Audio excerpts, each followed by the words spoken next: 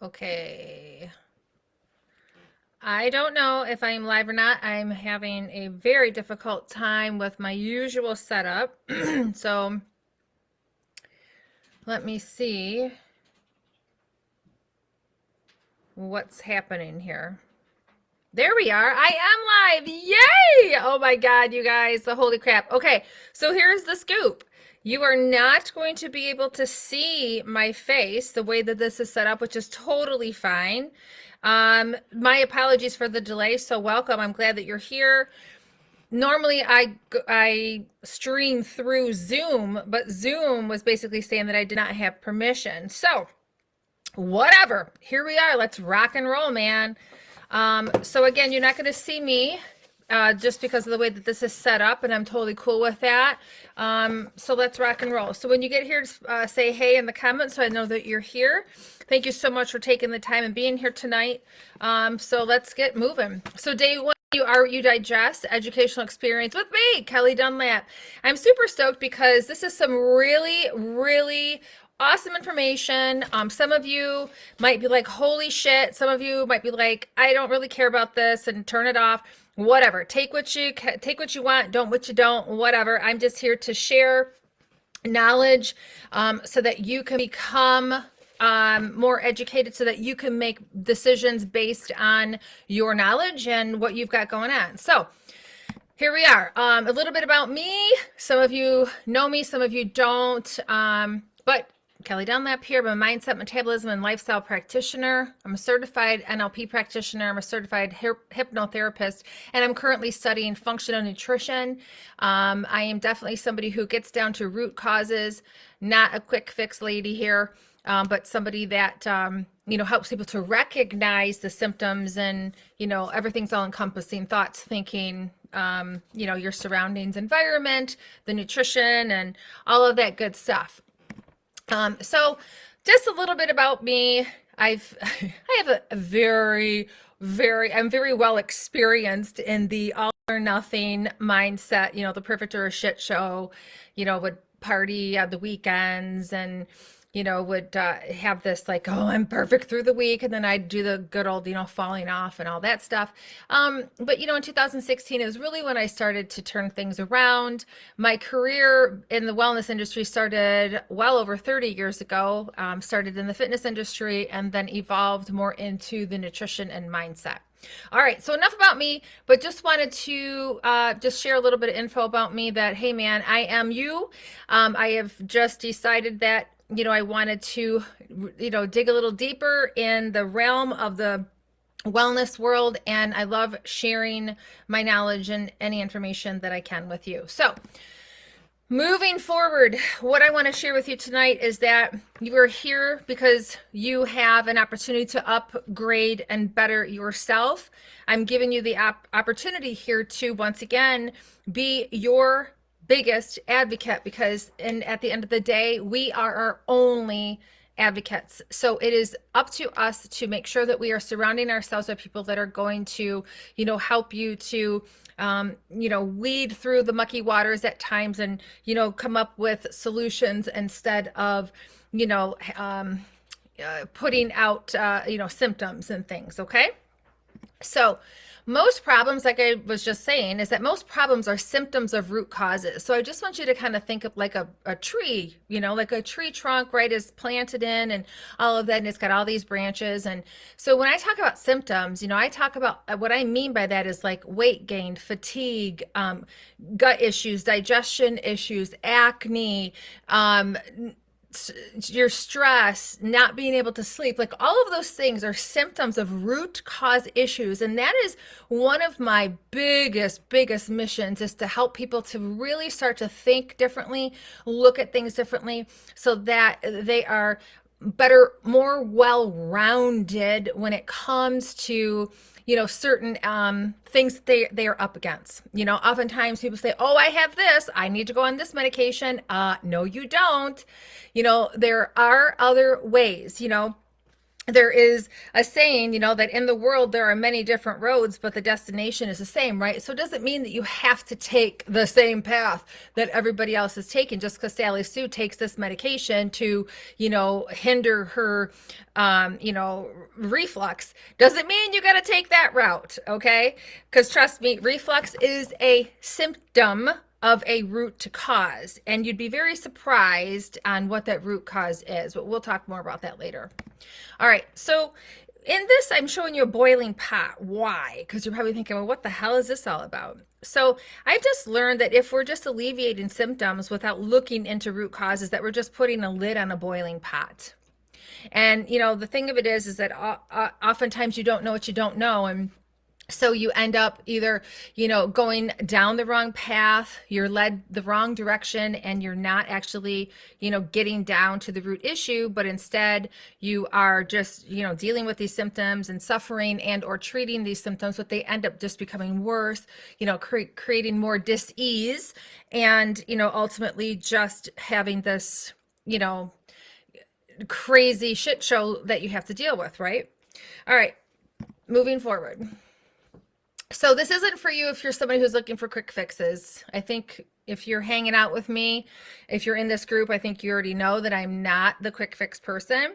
I used to be the queen of quick fixes, and I know that they don't work because what took a lifetime to occur cannot make a turnaround with a quick fix. So hopefully you figured that out. But if you are somebody who's looking for a quick fix, I am not your gal. I'm definitely somebody that, you know, when you lock arms with me, our path is kind of a long one because we have to take the time to turn around what has been created. Okay, so day one, digestion basics. Now, you guys, I got some really cool shit lined up for you, and I'm telling you, I think your mind's going to be blown. So, you know, be sure to hang out with me tonight. Promise not to take up too much of your time. I promise that by the end of this, you are going to be an expert in digestion. Okay, so I'm just showing this to you because I want you to see, we're going to talk about those organs that you're seeing there. And I just kind of want you to see how everything is just really compacted in your midsection there. This is basically your digestive system. And most people don't really recognize probably what a lot of these are. And I'm going to break these down for you. We're going to talk about each one in depth. And we're going to talk about, you know, how we actually digest food. And I'm telling you, you are going to be so happy that you took the time to tune in tonight. So 70 million, what? And you're like, what the heck is that? So, you know, there are 70 million people that suffer from digestive disease of some sort. 70 million. That's massive, right? It's insane when you really think about that. You know, people don't recognize that they are the walking wounded. You know, they adjust to a new norm of just feeling like shit. They don't know how good they can actually feel, and they've just become accustomed to things like digestive issues. And then 70% of all Americans are or will at some point suffer from digestive disease or dysfunction in their lifetime. That's massive. 70%. Like, are you kidding me? It's just crazy, isn't it? So I want to share some signs of poor digestion. Now, I'm going to read this list twice because it's long, and I think you're going to be like, wait, did she just say that? Yeah, I did. Okay, because you're going to be very surprised at what some of these some signals are of poor digestion. Okay, so grab a pen and piece of paper because I'm going to want you to share in the comments what you have out of this list. Be open and vulnerable, right? And plus it'll help me kind of get an idea of where you're at. All right, so here we go. There's over 20 of these on the list. Poor bowel movements, meaning that you don't have a movement daily or it's less than one a day. You see undigested food in your stool. Your poop regularly smells bad. You feel better when you don't eat. Chronic indigestion after eating. Poor sleep, not feeling rested upon waking. Depression and anxiety. Excess anger or irritability. Mood swings. Foggy memory. The need to unbutton your pants after you eat. Frequent burping. Lots of gas in that basement. bloating, increased heart rate after you eat, a coated tongue, acne, migraines, asthma, allergies, autoimmune disorders, and an inflammation ailment. So anything that ends in itis is an inflammation ailment. So please, if you would take the time and put in the comments what you experience, this list, I'm going to repeat this for you as I had promised. Poor bowel movements, meaning that you don't move every day, meaning like you're like, oh, maybe, I don't know, I go every other day, a few times a week. I actually have some clients that don't go for weeks, and I'm not lying. It's just mind-blowing. Undigested food and stool.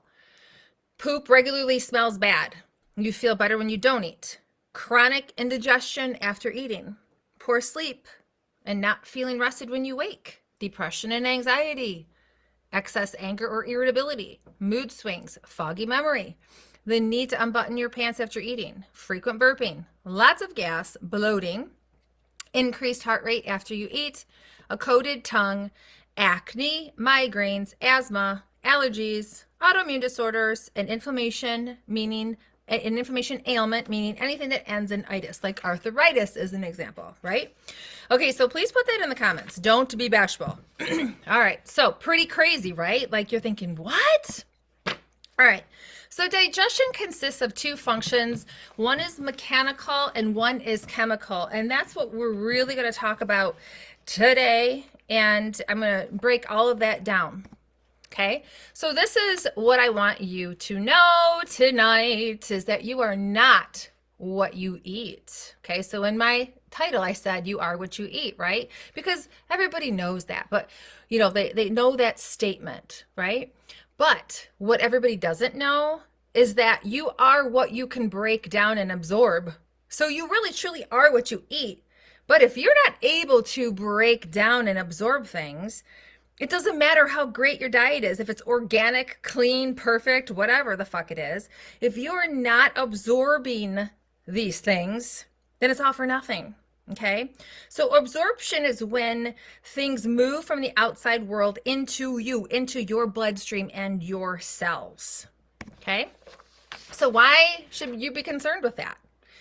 Why should you be concerned with what you're able to absorb? Oh my God, because it is so, so, so important because of the mitochondria. Now, some of you who are science nerds like me, I love science, might be like, oh yeah, I know what the mitochondria is. And the other people might be like, I have no idea, right? But seriously, stick around because you're gonna really eat this shit up. If you have any interest in feeling better, and if you have any interest in looking better and really understanding, the human body, then you really want to learn this. So the mitochondria. So what exactly is the mitochondria?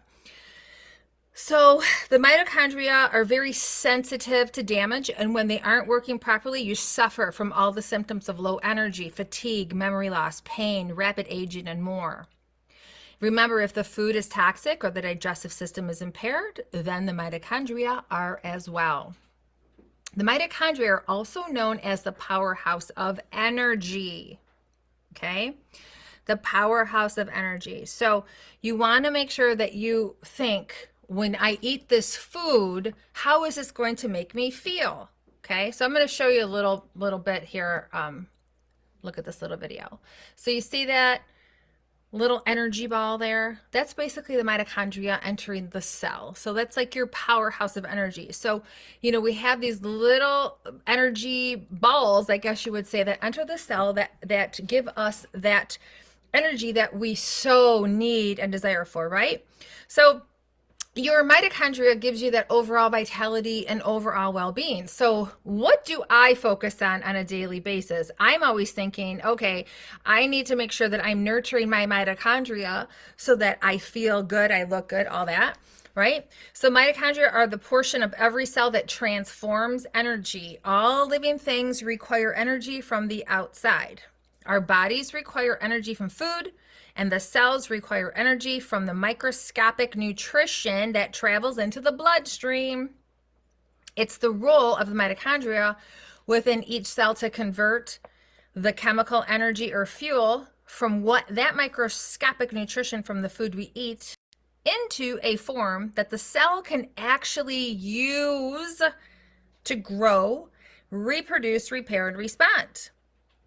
Okay, so I want you to think of the mitochondria as like these little factories inside our cells. They play a massive central role in our metabolism, our vitality, and just our overall well-being. Like you see here, like I put these pictures up because it's like, this is how we want to feel, right? There's nothing worse than feeling like this. This is a prime example of when your mitochondria are not functioning properly. You know, you see the woman over here that's in front of her laptop with the coffee looking for stimulation. You see the woman over on the right that so desperately wants to exercise, but when she does, it's just like she feels like a wet rag and just can't do it. She's just too fucking tired. And then the one in the middle, she's like, all I want to do is sleep, and she's holding pills, right? Because again, another stimulation, you know, looking for more stimulation, right? So fatigue is the most common symptom of poorly functioning mitochondria. In fact, the core reason we experience fatigue as we age is the constant insult to the injury of those mitochondria. So I hope that makes sense to you, and I hope that I've kind of got the wheels in the brain turning at this point, right? So let's kind of talk a little bit more. I did mention inflammation a little earlier, but inflammation and broken chemistry and illness. So I'm going to read something here. According to Dr. Terry Wales, okay, so quote, at the most basic level, scientists are discovering that nearly all the chronic diseases that cause so much suffering all share mitochondrial dysfunction, excessive inflammation, high cortisol, and other markers of broken chemistry. So you always hear me talk about inflammation. You got to get the fucking inflammation down. You got to stop stressing. And we mentioned cortisol here. You know, I'm always talking about cortisol, inflammation, insulin, right? So those are some of the things that I'm always talking about. So my clients know that. But if you've also watched any of my previous 3-day series or 5-day series, those are some heavy hitters that I go in great depth about. So all illness begins with broken chemistry or disordered communication between our cells, right? And you hear me talk about that too, is that, we have these receptors on the cells and things, and we want everything in our body to function optimally, right? So nothing is not connected as far as I'm concerned. Now, I'm not a physician. I don't claim to be, I just, I educate myself the best way that I can. I am partnered with a functional medicine doctor and nurse. So I do get a lot of education just in passing, just from being partnered with them. But, I do recognize that our body is absolutely incredibly fascinating, and definitely everything is connected. So the chemistry must refer to normal communication with and between our cells to be restored. Okay. So a lot of the work that I do with my clients and such is, we do a lot of restorative work, including myself. It's always about restoring. Because basically a lot of the ailments, a lot of the root causes that we deal with now are things that we created unbeknownst to us in our earlier years. So, see this blue guy here? Pretty cool, huh? So that's the esophagus there, that tube that's actually inside of us. That's where our food goes. And then I'm going to talk more in depth about all of these different areas, which I had already kind of shared with you. But this, I just wanted to show you that esophagus, because that is a really important, part of the digestive system. And the digestive system really starts in the mouth. We'll go down to that in just a minute. So we're going to break down the process, both mechanical and chemical. Digestion begins in the brain, but really more so, like people think, it starts in the mouth, which is fine with enzymes. The food then becomes what's called a bolus, and I'll describe that in just a minute. Then it goes into the stomach, and then it moves to the small intestine, and then through the colon, large intestine, and then through the rectum as fecal matter. Right? So we are bulk eaters. Let me just go back here. So we are bulk eaters, and this is why we have such a process to go through. So I'm just going to briefly touch on the parts that have the asterisk next to it. So you see the very top is the esophagus. And then there's the stomach. Now, most people don't recognize that our stomach is very, very high up. It's just basically like on that left. If you were to take your hand right now and you take your left hand underneath that like left rib cage area, that's the stomach area. Then there's the duodenum, and the duodenum is the upper part of the small intestine. And then we have the jejunum, which is the middle part of the small intestine, and then we have the ileum of the small intestine.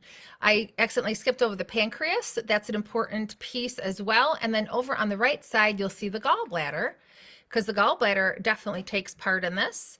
And then we've got the colon, or also known as the large intestine, and then the rectum. So these are all pit stops that our food takes when we eat something.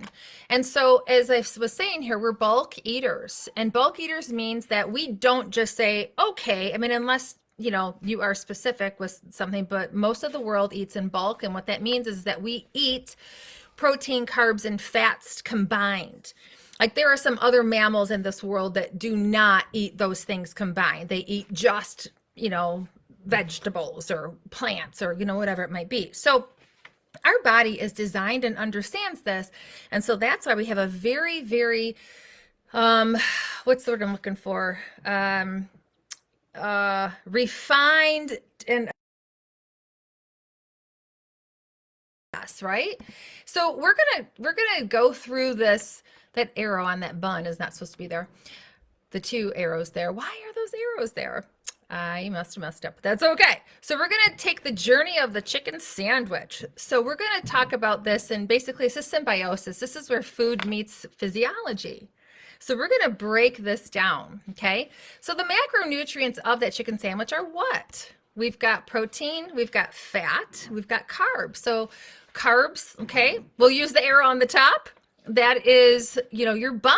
Your bun is carbohydrate. You see there's some mayonnaise there. That would be some fat. The lettuce is definitely a carb. You've got the bacon, and that's a lot of fat. Cheese, fat, tomato is definitely a carb. And then you've got the chicken sandwich, which that has its bread on it. So that has some carbohydrate. And then of course the chicken breast itself is protein. And then there's the bottom half of the bun, and that's carbohydrate. So this is what I mean by we eat in bulk. So our body has to know what the hell to do with this. So the first pit stop of this digestive breakdown, and by the way, let me just stop here for just one moment. The reason why this is so important for you to know this is because I want you to start to look at food differently. I want you to start to recognize, like, okay, when I eat this, what is truly happening in my body? Okay, so it's very, very, very important. This is really, truly baseline shit that we should be taught in school growing up. It always blows my mind that we have this skin suit that we are moving around in, but we're never educated on it. It's sad, right? So, okay, moving forward. So the breakdown of the chicken sandwich, we got pit stop number 1 and 2. So the pit stop number 1 is the oral cavity, which is your mouth. You got your teeth that's responsible for the mechanical chewing of the food. Then you've got the salivary glands. You have 3 glands that then secrete enzymes. Okay, and this is really where the body starts to secrete or those amylase enzymes, and it starts to focus on the carbohydrate breakdown. Okay, so carbohydrates really start to get broken down in the mouth. Now, one thing that I really want to, reiterate here is that we have to really make sure that we are chewing. And I know I am definitely somebody who realizes I'm not chewing. I'm just like swallowing my food. It's just the craziest thing. It's absolutely crazy. So actually, before I move any further, what I also want to share too is that, you know, our body needs to break these macronutrients down to these very, very, very microscopic particles in order for the body to absorb and get what it needs, right? So the protein is going to be broken all the way down into a amino acid. Okay, and I'll talk a bit more about this in a little bit. Carbs, you know, they get broken down to like your glucose, and then your fats, you know, that definitely gets broken down as well. So we are now going to move into the next pit stop. Okay, so here we go. The breakdown of the chicken sandwich, pit stop number 3, which is the esophagus. Okay, so before the food enters the esophagus, you know, through the oral cavity, like I had mentioned, you've got the chewing with your teeth and your tongue and all that stuff, and you've got the secretion of the enzymes. And what's happening here is that it's creating what's called a bolus. Okay, so once the food mixes with the saliva, it's referred to as a bolus, which is the name of the food and the saliva together with the enzyme amylase, and that is assisted in the chemical breakdown of that carbs. And then what it's doing is it's then going to be moved through that esophagus through these waves of contraction all the way down that long tube. Okay, so what I want you to kind of understand too is, you know, what I found so fascinating too is that when you are digesting this food through that esophagus, it's really not a part of you. It's just moving through you at this point. I'm going to say it again. When it's moving down that esophagus, it's not a part of you yet. It's moving through you, and then until we get it, you know, further down, is when it's actually going to be a part of you. So I just thought that that was so fascinating.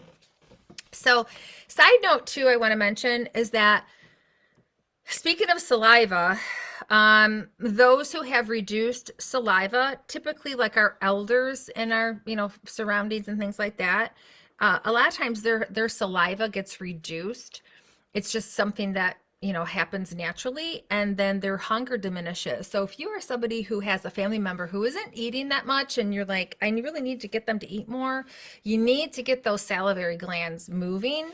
And you could do that with things like with your sours. And what I mean by sours, that would be like, you know, sauerkraut and like, you know, vinegars or sour plums and tart things like that. So even me just talking about them, there's a good chance that your mouth started to salivate. It's interesting, isn't it?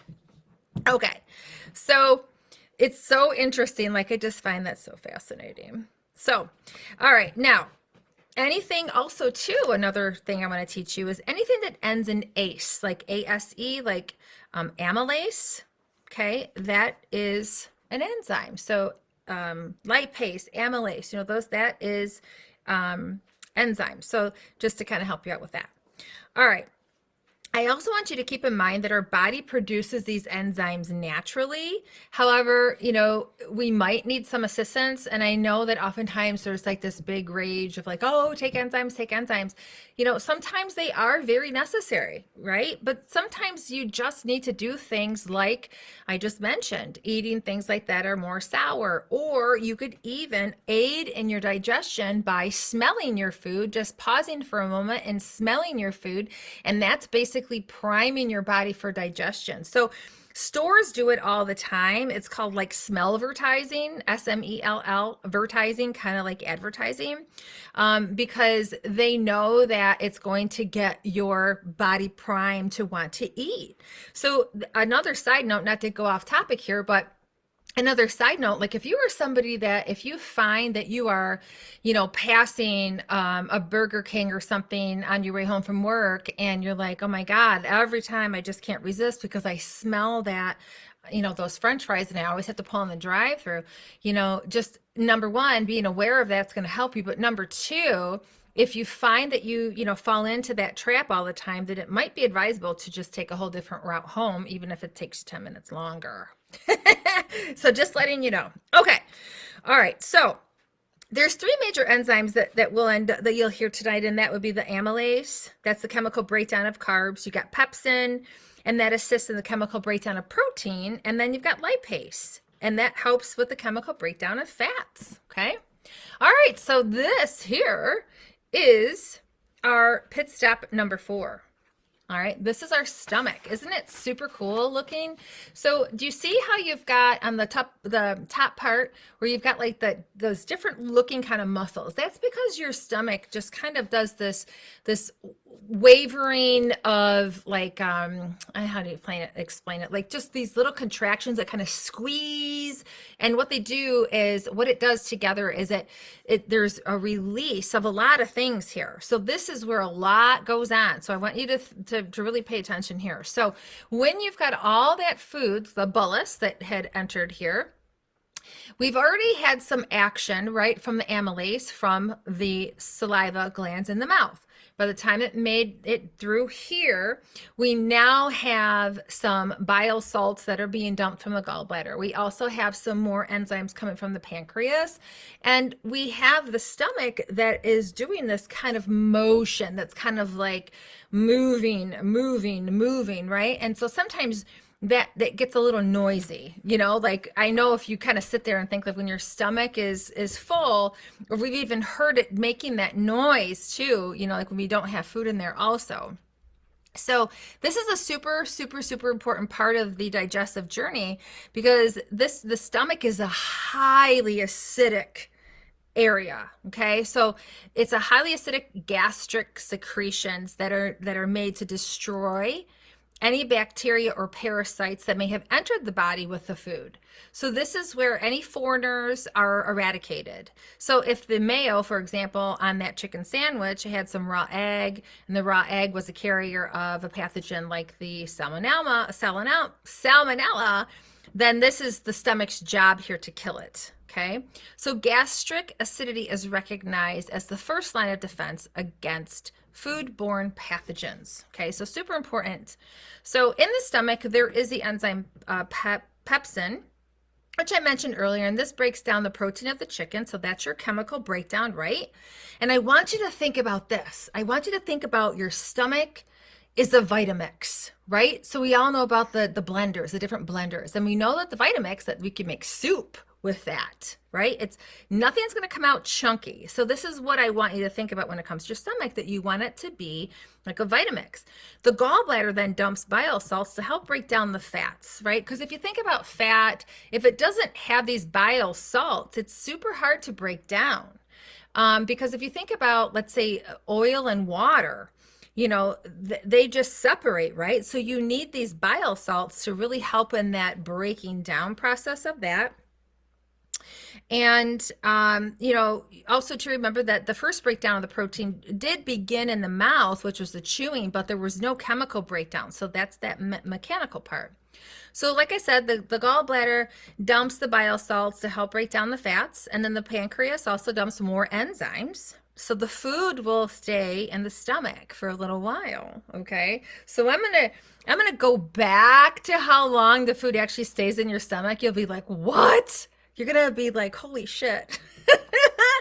But I'm going to take you to the next pit stop first, which is your small intestine. So the small intestine you see is that pink centered area. Now this is fascinating because the small intestine is about 30 feet long. Okay, it's a 30-foot long journey that everything has to move through. Like I had mentioned before, there's 3 parts to the small intestine. You got the duodenum, the jejunum, and the ileum. Okay, so this is really the it part of the absorption. Like this is really where you know, the food really meets your body. This is where it gets introduced into you. Okay, so all of this plays a very important role, right? It's pretty fascinating, isn't it? And as I don't see the comments, but as I'm moving, you know, forward, I would love for you to kind of, you know, put down what you find fascinating or what you think is so cool, or maybe like you're like, oh my God, I had no idea. But the duodenum, which is that top part of the small intestine, that's the body's primary location of digestion. So it's the biggest area for the breakdown of the nutrients, right? So again, the protein to amino acids, carbs to glucose, and fatty acids into your glycerol. So the jejunum, that has a lining that is specializing in absorbing carbohydrates and proteins. Okay, so the jejunum is that second part. So remember, digestion equals breakdown. So absorption equals uptake or use of nutrients, right? So remember, we go back to that mitochondria, right? The powerhouse of energy. So the jejunum is what lets the chemical breakdown of the nutrients into the bloodstream. And hopefully hopefully they have been properly broken down and not leaked through before it was properly broken down. We're going to talk about leaking in just a little bit. I'm telling you. Okay, so the ileum is ultimately playing a key role in the absorption of nutrients as well, but the ileum is largely responsible for much of your immune system. I'm going to say that again. The ileum is highly responsible for your immune system as well. So all that said, the small intestine is where the final products, the microscopic nutrients, are then absorbed into the bloodstream and transported to the cells of the body to be used as nutrients for the cells. Hence, you are what you digest and are able to absorb. Now, consider this, the skin that you are looking at today, okay, the skin you're looking at, that is the food that you have eaten in the past days, weeks, months. So really think about that, because that food was what? Put into the bloodstream, and your body knows exactly what to do with it. Now we're going to talk about what would happen if the food didn't get properly broken down. Like your body's like, what the hell is this? I don't recognize you. Okay, so we're going to talk about that in a second. So in a nutshell, this is the it spot for nutrition, you guys, is the small intestine. This is pretty much, in my opinion, the most important organ that we can know about and understand for nutrition, your overall health and healing. Pretty crazy shit, isn't it? I mean, hello. Next is your large intestine, or the colon. So that would be the pink area. Okay, so while most nutrients were or should have been absorbed in the small intestine, the large intestine still needs to reabsorb water and electrolytes from the remaining products that are, to go into the bloodstream, right? So what ends up happening is then it moves through this, and then ultimately it ends up in the rectum. Okay, so you see that green arrow there at the bottom. So obviously what that consists of is the indigestible waste that has moved through everything after your body has says, okay, I've taken what I've needed. This is what I don't need, or what I don't know what to do with it, or I don't know what this is. Now, mind you, we might have issues, like I said, of absorption. We might have, maybe you are somebody that has had a terrible fatty diet for many years, and you might have like just this layer of literal shit that's just sitting there, and your body's having a difficult time absorbing. So I really want you to think about that, okay? So we're going to review this really quick here. So we have our pit stops here. We've got the esophagus, right? The first part though was the oral cavity, which is just the mouth. Then we've got the salivary glands, and then the esophagus, the stomach, small intestine, which is broken into the three sections: the duodenum, the jejunum, and the ileum, the large intestine, and the rectum. Okay, see how you guys are now experts on all this? So I want to also talk about, so now that we've talked about poop or stool, whatever you want to call it, right? I want to talk about transit time. And you're thinking, well, what's transit time? Like, what do you mean? Hello. So transit time is basically the time that it takes your food to functionally digest, assimilate, and be excreted. And assimilate means be absorbed. In other words, how long does it take the food to travel from one end to the other, from your mouth to your rectum to the toilet? And people will say, well, how long? Well, it depends, okay? It depends. So let me just kind of go back to that. So it depends on what? So the norm for a person with a healthy, hang on to your hat for this one, because now I'm going to start getting into the things about how long the food sits in your digestive system and your stomach and stuff like that. So hang on to your hat. The norm for a person with a healthy digestive system who eats 3 meals a day would poop 3 times a day. What, right? If only. Now, some of you might be sitting there going, yeah, I totally poop 3 times a day. I don't, but I'm working on it. So it depends, honestly, on a lot of things. So it depends on the composition of the meal, the psychological stress that you're under, your gender, your endocrine status, huge, and any medications that you're taking. So transit time can become problematic if it's too fast or too slow. So it's most common problem, honestly, is the slow transit time, aka constipation. Like a lot of the women that I work with, we focus so highly on their digestion for obvious reasons, as you see, but mostly because, you know, it just doesn't feel good not to poop. So we work on really getting that out.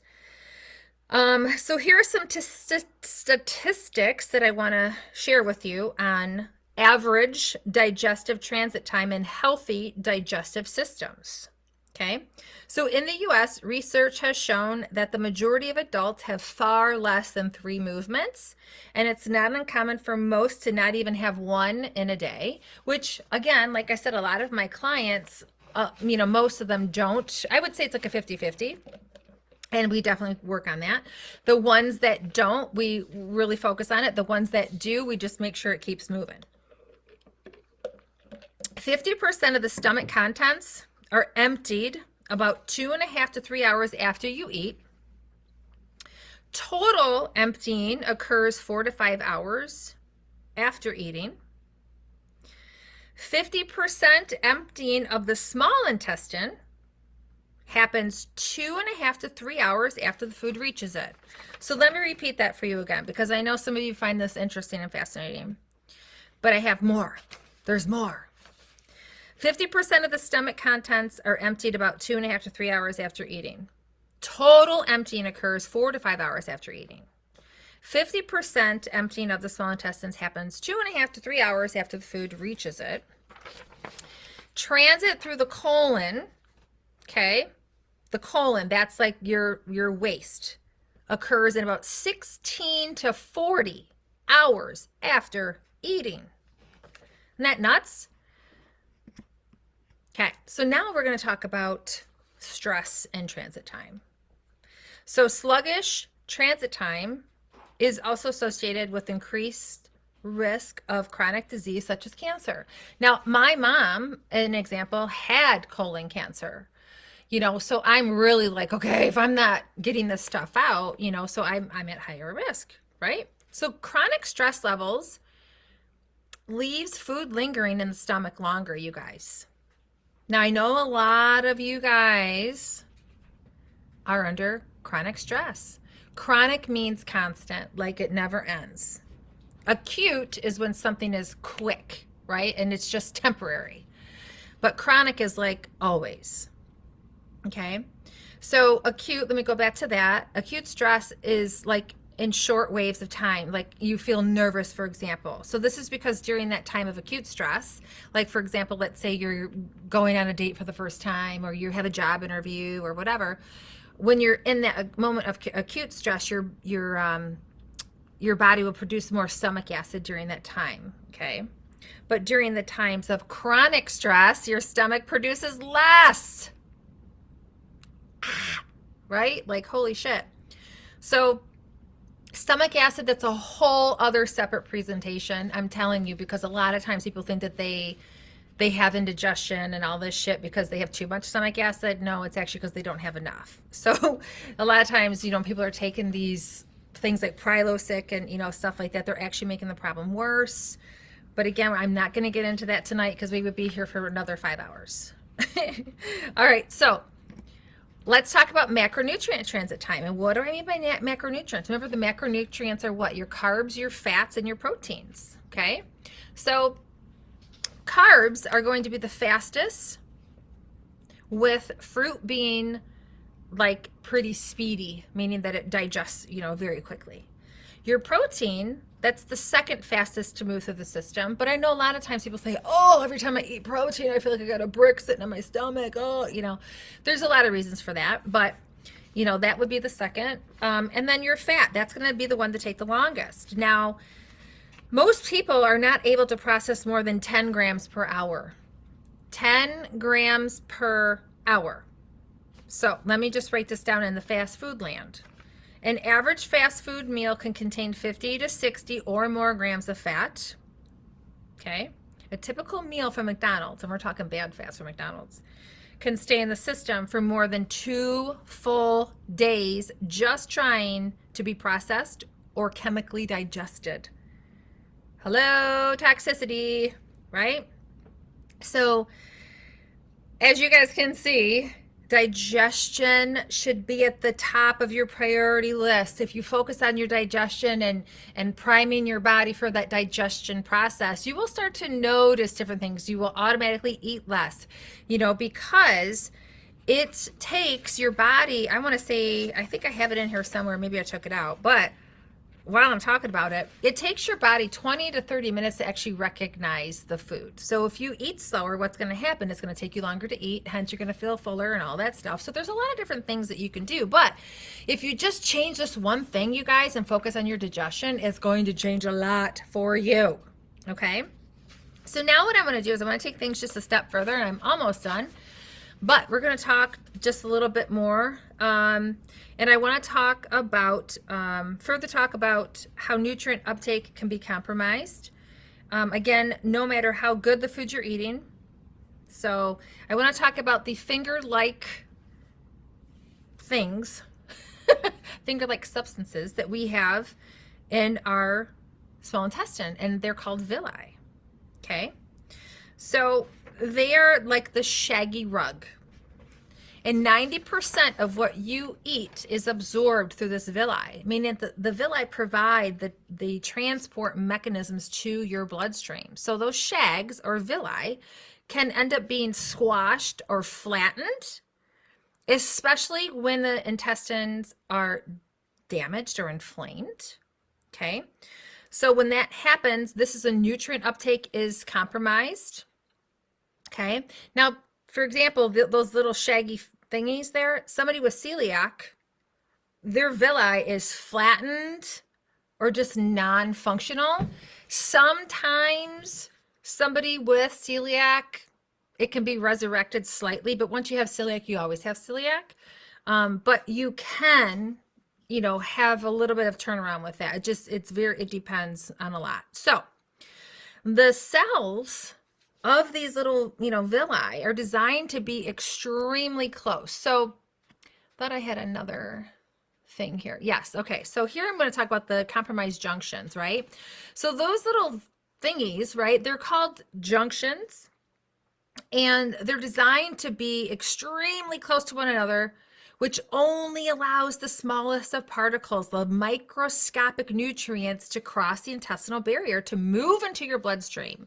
Now, this is where the issue comes in. Remember when I talked about that you want to break your food down so that your body recognizes it? Well, if your body has leaks in these junctions, these gap junctions, and let's say it hasn't fully gone through, let's say a piece of protein, our chicken sandwich hadn't fully been digested and it got through into the bloodstream, the body is not going to recognize it as a peptide. So for example, like when the protein gets broken down, it breaks onto a peptide and then into amino acid, it only recognizes amino acid. So it's going to be like, what the hell is this? So that's when all hell and havoc break loose. So we'll talk about that in just a second, but I just had to bring that up. So that slight space between those cells, again, is called that tight gaption or junction. And the gaption. The tight gap junctions are called occluding junctions. And when the cells surrounding this becomes inflamed, they expand, create more space in the cells. So visualize brick. See this here? This is like those little things. So I've got a little closer look for you. So that's why I had the arrow. But if you visualize, see that brick, how that's cracking like on an old building. And so that is kind of like what happens is, you get this breakage in between these junctions here. And then the communication network that allows for absorption to take place is compromised. And that's when the stuff leaks through. So this is, my friend, what is called the leaky gut. And I know you hear that a lot. A lot of people don't really understand it or know what it is. I do a lot of work with it. You don't see me posting about it a lot, but it is, the gut health is one of the major things that I do with my clients. It's a lot of work. It's a lot of work, but it's very, very necessary. Leaky gut is, created from stress, poor diet, toxins in the body, things like that. So there, like I said, there's many things that can cause this. So this little video here that I put in here, which is kind of fun, this is basically like showing you these are particles that have leaked through that have not been fully broken down for the body to recognize. You're going through this on your body's going through this on a continuous basis. This is where things like your Hashimoto's and things like that come in, because your body is just continuously attacking and attacking because it thinks that these food particles are actual invaders, when it's really not. Okay, so I hope that visual kind of helped you. Many things can cause your gut lining to become compromised, and you don't even know it. Sometimes you think you're doing yourself good, but things like antibiotics, that is like an absolute atomic bomb to your gut. One of the things that when I started to learn about the gut health about a year and a half ago, I remember learning this through my mentor, and I was like, oh my God, I have to go back to certain clients and ask them, tell me about like your childhood. Are you on a lot of antibiotics? No wonder we're having a difficult time with this and that. Well, oh fuck, now we gotta, back the truck up. We gotta reverse things. Now we gotta do a gut restoration, right? Because I didn't know to find out that information. I didn't know at the time how much it was actually affecting them today, right? So things like antibiotics, poor diet, stress, long-term use of NSAIDs. Get them out of your diet, you guys. Don't take NSAIDs. They are a nightmare, okay? Chronic inflammation, right? So there's also something else. I'm just going to briefly touch on this because this might be getting a little bit too over the head, but there is also something that is called zonulin. And, sometimes I'll have my clients take like stool tests through the functional medicine doctor that I work with. And, occasionally we'll see a lot of this zonulin and, in their stool. And zonulin is basically a small protein that is synthesized in the intestine, the intestinal and liver cells. And it's also increased in production by gluten. And what these little things do is they will wedge themselves in between those junctions of your gut.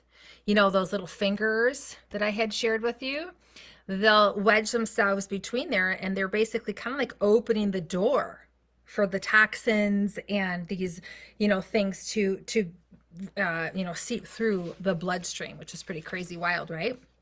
So anyway, zonulin is definitely something of interest, but again, it could be getting a little bit too scientific. So anyway, I just want to share, I'm almost done here, that, the leaky gut, that sets the stage for a whole host of immune and detoxification challenges. And it, affects the brain and skin and, to cancers, to autoimmunity, allergies, you just name it. It's just, just a whole bunch of stuff. And it even, I just want to also mention this, if you're somebody who gets like hives and eczema and things like that, that's just the body trying to release toxins through the biggest organ of all, which is our skin. So, maybe take another look at what's going on in there, because, when we have these things show up, it's just what I would call like another form of biofeedback. So leaky gut can also increase cravings, especially like cravings for sugar and starches and just more food in general, sometimes causing someone to eat more in excess. So, all that said, the villi are responsible for the absorption of the different vitamins and minerals.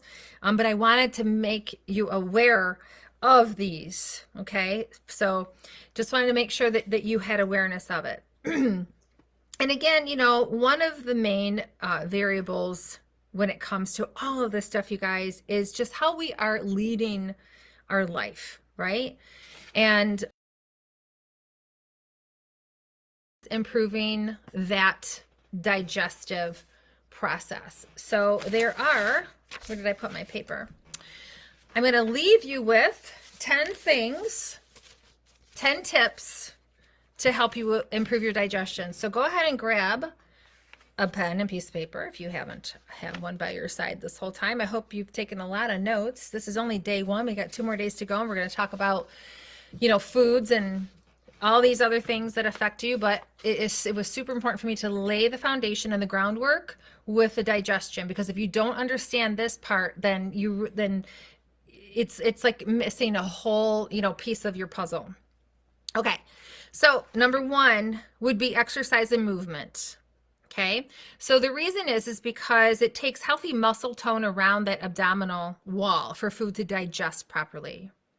So, you know, muscle tone will help move that food through, right? So you guys are all experts now, right? You know how this all works and you've seen it. Number two would be not to overeat. Digestion is the most, and I thought that I had that in my presentation somewhere, but I must have overlooked it. But you would be surprised to hear that digestion is the most stressful thing on your body, period. It requires your body a lot of energy to do the digestion. And so one tip that I want to add to that is, you know, really be a team player in your digestion process. Smell your food, get that saliva going, really chew your food.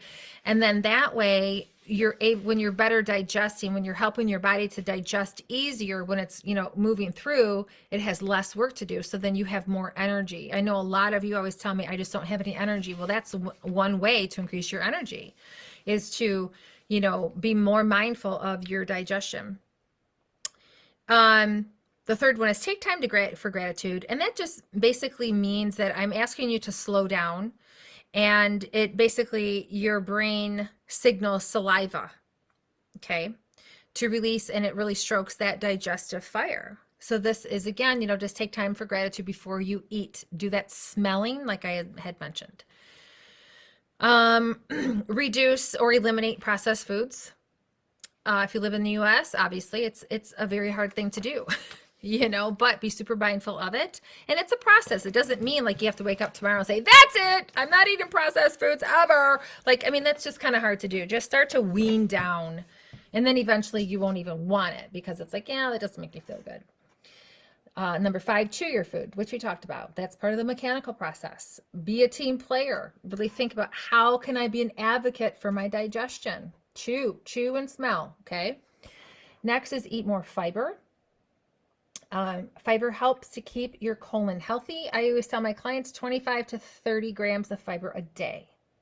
25 to 30 grams. Some might say more, but I would say start there. Okay, start slow, and you can always add in more. Let's see here. Drink water. That's obvious. Half of your body weight in ounces plus 15. So somebody that weighs 200 pounds would drink what? 115 ounces. Make sure that you are taking a good quality probiotic. Okay, we need that good bacteria to strengthen that immune system, reduce the chronic inflammation. Okay, and you know, just if you need an enzyme, you know, if you feel like you need to take an enzyme to help with the breakdown of the 3 that I had talked about, which is your amylase for the carbs, the lipase for the fat, right? And then the other one, it starts with an L. I can't think of it. I'm drawing a blank. Oh, lipase, amylase, lipase, and there's pepsin. I think those are the 3. But here's the thing. Try your own natural ability first before you start leaning into any kind of a supplement. Cool? All right, so that, my friends, is the end of day 1. Thank you so much for being here. Man, oh man, I can't believe it's been an hour. I kept thinking in my head, oh, this might go by quicker, and here we are. It's exactly an hour. So thank you so much for tuning in. Thanks for your patience tonight. I know I had a hard time getting on here earlier, but I figured it out, man. So I would love to know what your biggest takeaway is. Please, please, please put that in the comments for me so that I know what your biggest takeaway is. I would also like to know if you were confused on anything, if you would like further clarification. I could always talk more about that tomorrow. So I'll see you tomorrow night, 7:30 Eastern time. The more feedback that I get from you, the better. And again, thanks so much for tuning in, you guys, and have a wonderful, wonderful night. Now I just have to figure out how to exit. All right, I think I know how to. Have a good night. Bye, guys.